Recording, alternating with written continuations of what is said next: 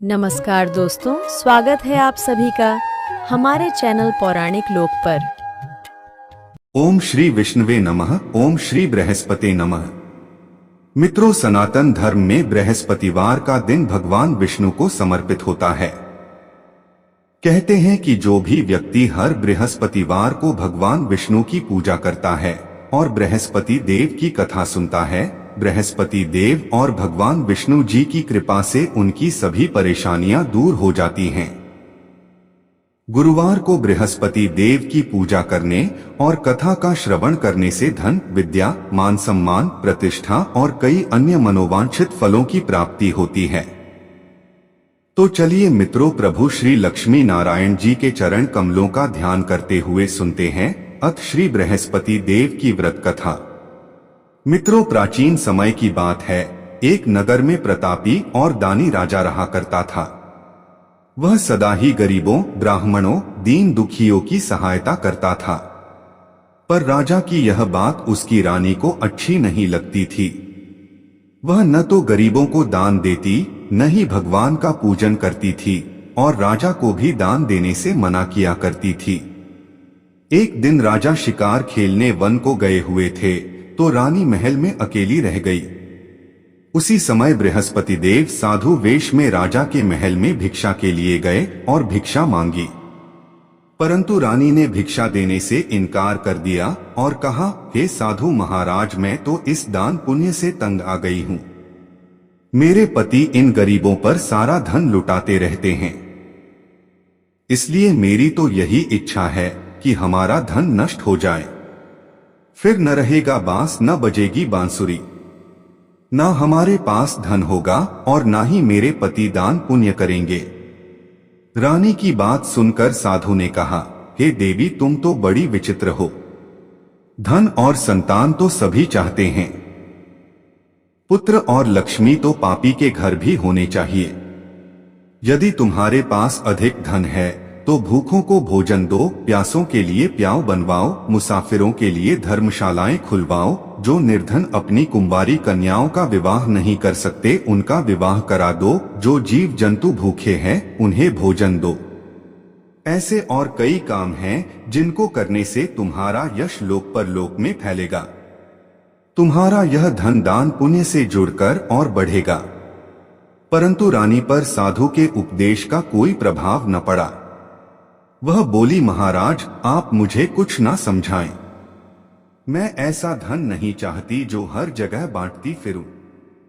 साधु ने उत्तर दिया, यदि तुम्हारी ऐसी ही इच्छा है तो तथास्तु। तुम ऐसा करना कि बृहस्पतिवार को घर लीपना, इसके बाद पीली मिट्टी से अपना सिर धोकर स्नान करना, भट्टी चढ़ाकर कपड़े धोना। ऐसा करने से आपका सारा धन नष्ट हो जाएगा। इतना कहकर वह साधु महाराज वहां से अंतर्ध्यान हो गए। साधु के अनुसार कही बातों को पूरा करते हुए रानी को केवल 3 बृहस्पतिवार ही बीते थे कि उसकी समस्त धन संपत्ति नष्ट हो गई। भोजन के लिए राजा का परिवार तरसने लगा। तब एक दिन राजा ने रानी से बोला कि हे रानी, तुम यहीं रहो, मैं दूसरे देश को जाता हूं, क्योंकि यहाँ पर सभी लोग मुझे जानते हैं। इसलिए मैं कोई छोटा कार्य नहीं कर सकता। ऐसा कहकर राजा परदेश चला गया। वहां वह जंगल से लकड़ी काटकर लाता और शहर में बेचता। इस तरह वह अपना जीवन व्यतीत करने लगा। इधर राजा के परदेश जाते ही रानी और दासी दुखी रहने लगी। एक बार जब रानी और दासी को 7 दिन तक बिना भोजन के रहना पड़ा तो रानी ने अपनी दासी से कहा, हे दासी, पास ही के नगर में मेरी बहन रहती है। वह बड़ी धनवान है। तू उसके पास जा और कुछ ले आ, ताकि थोड़ी बहुत गुजर बसर हो जाए। दासी रानी की बहन के पास गई। उस दिन गुरुवार था और रानी की बहन उस समय बृहस्पतिवार व्रत की कथा सुन रही थी। दासी ने रानी की बहन को अपनी रानी का संदेश दिया, लेकिन रानी की बड़ी बहन ने कथा और पूजा अधूरी होने के कारण कोई उत्तर नहीं दिया। जब दासी को रानी की बहन से कोई उत्तर नहीं मिला तो वह बहुत दुखी हुई और उसे क्रोध भी आया। दासी ने वापस आकर रानी को सारी बात बता दी। दासी की ये सब बातें सुनकर रानी ने खुद को और अपने भाग्य को कोसना शुरू कर दिया। उधर रानी की बहन ने सोचा कि मेरी बहन की दासी आई थी, परंतु मैं उससे नहीं बोली, इससे वह बहुत दुखी हुई होगी। कथा सुनकर और पूजन समाप्त करके वह अपनी बहन के घर आई और कहने लगी, हे बहन, मैं बृहस्पतिवार का व्रत कर रही थी।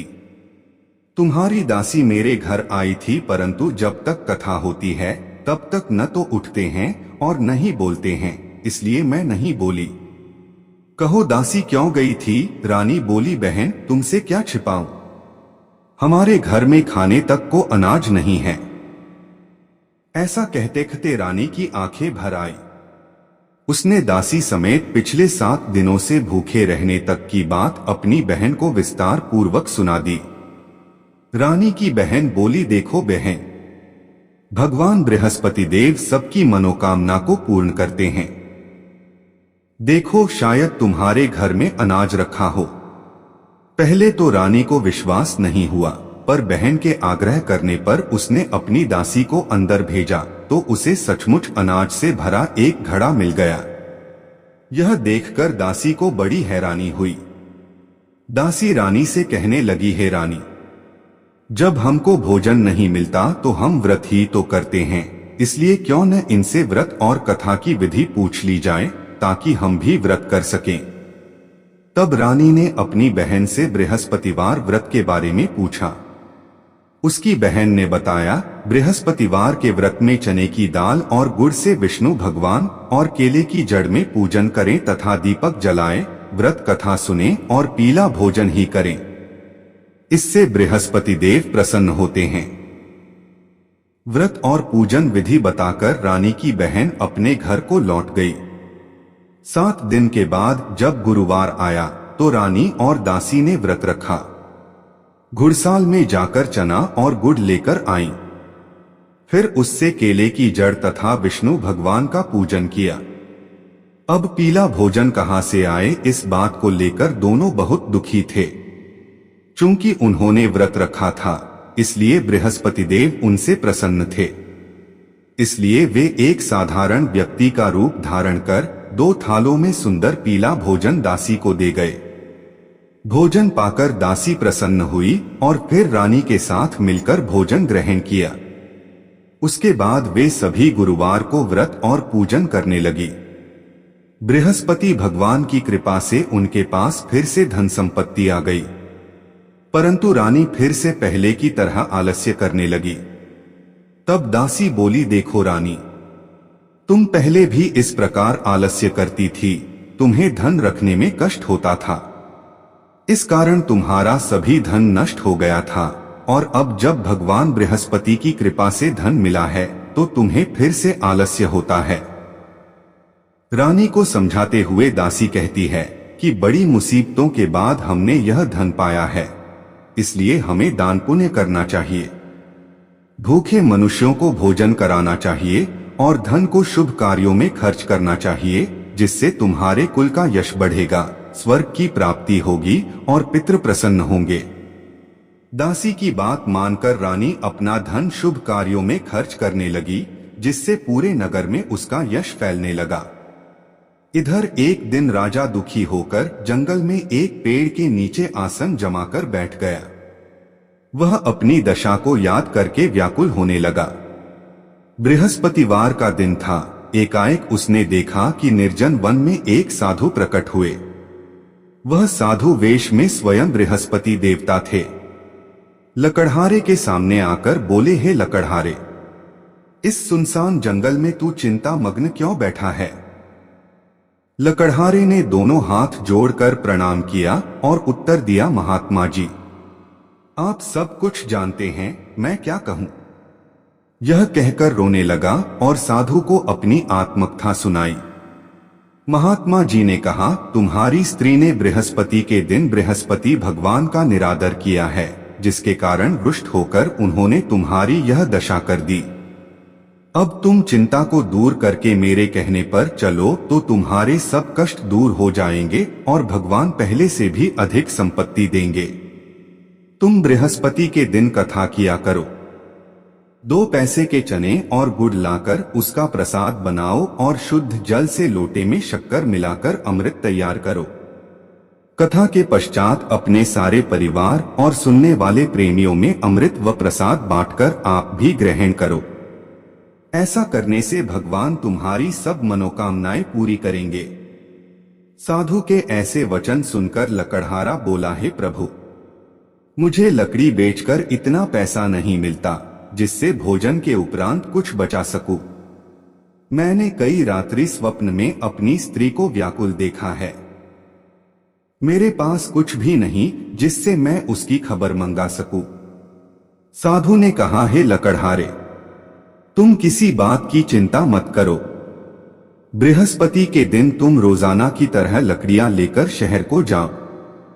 तुमको रोज से दुगुना धन प्राप्त होगा, जिससे तुम भली भांति भोजन कर लोगे तथा बृहस्पति देव की पूजा का सामान भी आ जाएगा। इतना कहकर साधु अंतर्ध्यान हो गए। धीरे धीरे समय व्यतीत होने पर फिर वही बृहस्पतिवार का दिन आया। लकड़हारा जंगल से लकड़ी काटकर किसी शहर में बेचने गया। उसे उस दिन और दिनों से अधिक पैसा मिला। राजा ने चना गुड़ आदि लाकर गुरुवार का व्रत किया। उस दिन से उसके सभी क्लेश दूर हुए, परंतु जब दोबारा गुरुवार का दिन आया तो राजा बृहस्पतिवार का व्रत करना भूल गया। इस कारण बृहस्पति भगवान नाराज हो गए। उस दिन उस नगर के राजा ने विशाल यज्ञ का आयोजन किया तथा शहर में यह घोषणा करा दी कि कोई भी मनुष्य अपने घर में भोजन न बनाए, न आग जलाए, समस्त जनता मेरे यहाँ भोजन करने आए। इस आज्ञा को जो न मानेगा उसे फांसी की सजा दी जाएगी। इस तरह की घोषणा संपूर्ण नगर में करवा दी गई। राजा की आज्ञानुसार शहर के सभी लोग भोजन करने गए, लेकिन लकड़हारा कुछ देर से पहुंचा, इसलिए राजा उसको अपने साथ घर लिवा ले गए और ले जाकर भोजन करा रहे थे तो रानी की दृष्टि उस खूंटी पर पड़ी जिस पर उसका हार लटका हुआ था। वह हार वहां पर दिखाई नहीं दिया। रानी ने निश्चय किया कि मेरा हार इस लकड़हारे ने चुरा लिया है। राजा ने उसी समय सिपाहियों को बुलाकर उसको कारागार में डलवा दिया। जब लकड़हारा कारागार में पड़ गया और बहुत दुखी होकर विचार करने लगा कि न जाने कौन से पूर्व जन्म के कर्म से मुझे यह दुख प्राप्त हुआ है। ऐसा सोचते हुए वो उसी साधु को याद करने लगा जो कि जंगल में मिला था। उसी समय तत्काल बृहस्पति देव साधु के रूप में प्रकट हुए और उसकी दशा को देखकर कहने लगे, अरे मूर्ख, तूने बृहस्पति देव की कथा नहीं करी, इस कारण तुझे दुख प्राप्त हुआ है। अब चिंता मत कर, बृहस्पतिवार के दिन कारागार के दरवाजे पर 4 पैसे पड़े मिलेंगे। उनसे तू बृहस्पति देव की पूजा करना, तेरे सभी कष्ट दूर हो जाएंगे। बृहस्पति के दिन उसे 4 पैसे मिले। लकड़हारे ने कथा कही। उसी रात्रि को बृहस्पति देव ने उस नगर के राजा को स्वप्न में कहा, हे राजा, तुमने जिस आदमी को कारागार में बंद कर दिया है वह निर्दोष है। वह राजा है, उसे छोड़ देना। रानी का हार उसी खूंटी पर लटका है। अगर तू ऐसा नहीं करेगा तो मैं तेरे राज्य को नष्ट कर दूंगा। इस तरह रात्रि के स्वप्न को देखकर राजा प्रातःकाल उठा और खूंटी पर हार देखकर लकड़हारे को बुलाकर क्षमा मांगी तथा लकड़हारे को योग्य सुंदर वस्त्र आभूषण देकर विदा कर दिया। बृहस्पति देव की आज्ञानुसार लकड़हारा अपने नगर को चल दिया। राजा जब अपने नगर के निकट पहुंचा तो उसे बड़ा आश्चर्य हुआ। नगर में पहले से अधिक बाग, तालाब, कुएं तथा बहुत सी धर्मशाला, मंदिर आदि बन गई हैं। राजा ने पूछा, यह किसका बाग और धर्मशाला है? तब नगर के सब लोग कहने लगे, यह सब रानी और बांदी के हैं। तो राजा को आश्चर्य हुआ और गुस्सा भी आया। जब रानी ने यह खबर सुनी कि राजा आ रहे हैं तो उन्होंने बांदी से कहा कि हे दासी, देख राजा हमको कितनी बुरी हालत में छोड़ गए थे। हमारी ऐसी हालत देखकर वह लौट न जाए, इसलिए तू दरवाजे पर खड़ी हो जा। आज्ञानुसार दासी दरवाजे पर खड़ी हो गई। राजा आए तो उन्हें अपने साथ लिवा लाई। तब राजा ने क्रोध करके अपनी रानी से पूछा कि यह धन तुम्हें कैसे प्राप्त हुआ है। तब उन्होंने कहा, हमें यह सब धन बृहस्पति देव के इस व्रत के प्रभाव से प्राप्त हुआ है। राजा ने निश्चय किया कि 7 रोज बाद तो सभी बृहस्पति देव का पूजन करते हैं, परंतु मैं प्रतिदिन दिन में 3 बार कहानी तथा रोज व्रत किया करूंगा। अब हर समय राजा के दुपट्टे में चने की दाल बंधी रहती तथा वह दिन में 3 बार कहानी कहता। एक रोज राजा ने विचार किया कि चलो अपनी बहन के यहाँ हो आए। इस तरह निश्चय कर राजा घोड़े पर सवार हो अपनी बहन के यहाँ को चलने लगा। मार्ग में उसने देखा कि कुछ आदमी एक मुर्दे को लिए जा रहे हैं। उन्हें रोककर राजा कहने लगा, अरे भाइयों, मेरी बृहस्पति देव की कथा सुन लो। वे बोले, लो, हमारा तो आदमी मर गया है, इसको अपनी कथा की पड़ी है। परंतु कुछ आदमी बोले, अच्छा कहो, हम तुम्हारी कथा भी सुनेंगे। राजा ने दाल निकाली और जब कथा आधी हुई थी कि मुर्दा हिलने लग गया, और जब कथा समाप्त हो गई तो मुर्दा राम राम करके उठकर खड़ा हो गया। आगे मार्ग में उसे एक किसान खेत में हल चलाता मिला। राजा ने उसे देख और उससे बोले, अरे भैया, तुम मेरी बृहस्पतिवार की कथा सुन लो। किसान बोला, जब तक मैं तेरी कथा सुनूंगा तब तक 4 हरिया जोत लूंगा। जा अपनी कथा किसी और को सुनाना। इस तरह राजा आगे चलने लगा। राजा के हटते ही बैल पछाड़ खाकर गिर गए तथा किसान के पेट में बड़ी जोर का दर्द होने लगा। उस समय उसकी माँ रोटी लेकर आई। उसने जब यह देखा तो अपने पुत्र से सब हाल पूछा और बेटे ने सभी हाल कह दिया। तो बुढ़िया दौड़ी दौड़ी उस घुड़सवार के पास गई और उससे बोली कि मैं तेरी कथा सुनूंगी, तू अपनी कथा मेरे खेत पर चलकर ही कहना। राजा ने बुढ़िया के खेत पर जाकर कथा कही, जिसके सुनते ही वह बैल उठ खड़ हुए तथा किसान के पेट का दर्द भी बंद हो गया। अगले दिन राजा अपनी बहन के घर पहुंचा। बहन ने भाई की खूब मेहमानी की। दूसरे रोज प्रातःकाल राजा जगा तो वह देखने लगा कि सब लोग भोजन कर रहे हैं। राजा ने अपनी बहन से कहा, ऐसा कोई मनुष्य है जिसने भोजन नहीं किया हो, मेरी बृहस्पतिवार की कथा सुन ले। बहन बोली, हे भैया, यह देश ऐसा ही है कि पहले यहाँ लोग भोजन करते हैं, बाद में अन्य काम करते हैं। अगर कोई पड़ोस में हो तो देख आती हूँ। ऐसा कहकर देखने चली गई, परंतु उसे कोई ऐसा व्यक्ति नहीं मिला जिसने भोजन न किया हो। अतः वह एक कुम्हार के घर गई जिसका लड़का बीमार था।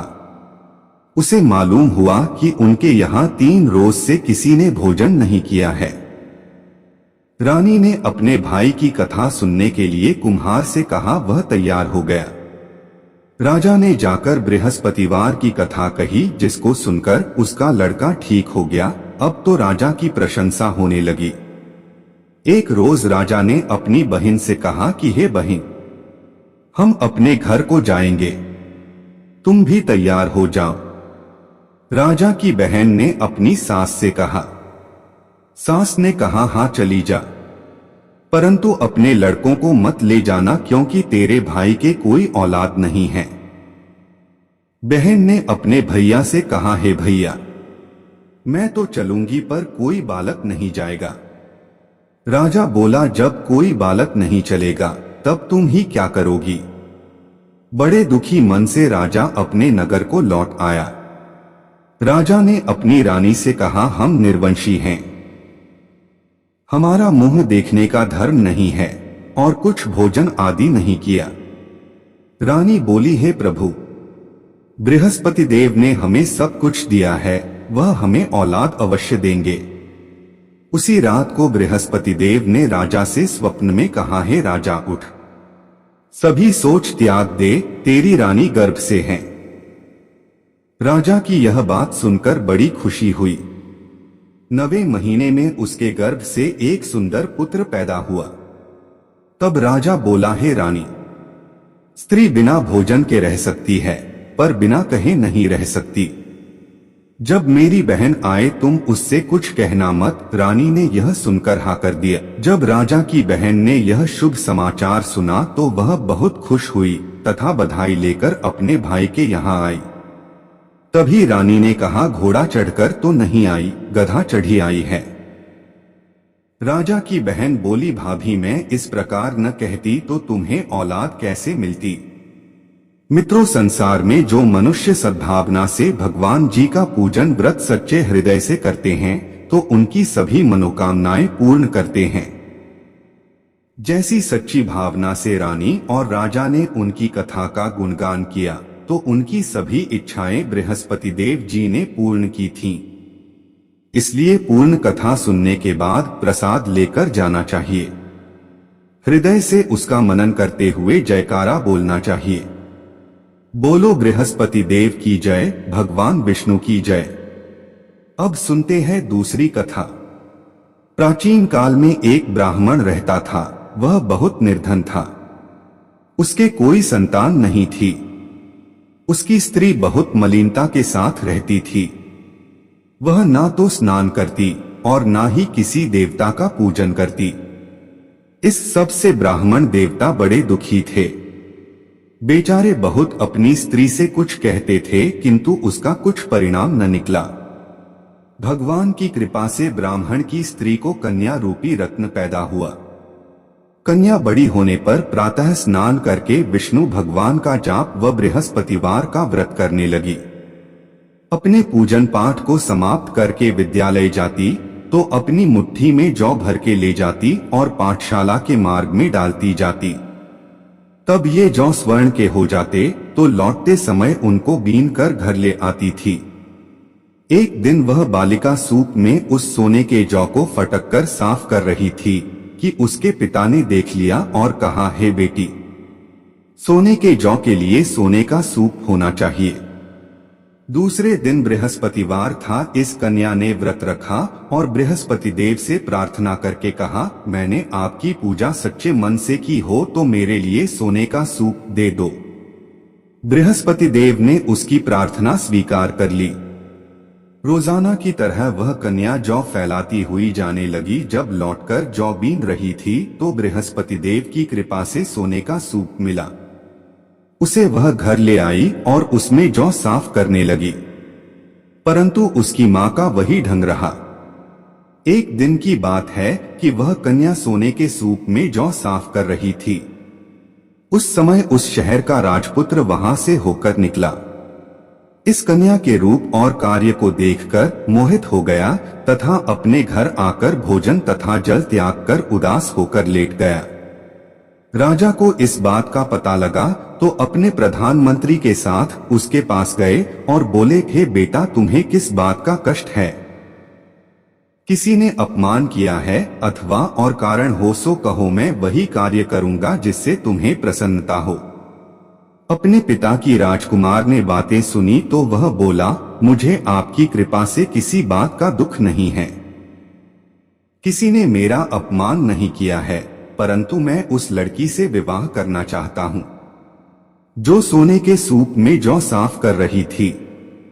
यह सुनकर राजा आश्चर्य में पड़ गया और बोला, हे बेटा, इस तरह की कन्या का पता तुम ही लगा। मैं उसके साथ तेरा विवाह अवश्य ही करवा दूंगा। राजकुमार ने उस लड़की के घर का पता लगाया। तब मंत्री उस लड़की के घर गए और ब्राह्मण देवता को सभी हाल बतलाया। ब्राह्मण देवता राजकुमार के साथ अपनी कन्या का विवाह करने के लिए तैयार हो गए तथा विधि विधान के अनुसार ब्राह्मण की कन्या का विवाह राजकुमार के साथ हो गया।